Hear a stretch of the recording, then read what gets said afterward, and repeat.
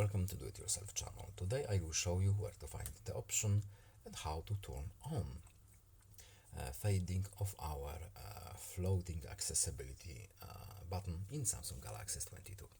So we are talking about this button right here.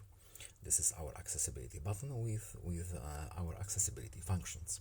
How to change it to enable it to fade out when we are not using it. We need to go to settings, then accessibility, next advanced settings, and our accessibility button options are at the top. Of course, we can change the look of our button right here, but if we are using this, we can have our button fade if we are not using it. And of course we can change transparency as well from here if we need to. So right now our fade option is turned on, and that's all. I hope this video was helpful to you. Please leave a like and subscribe, and goodbye.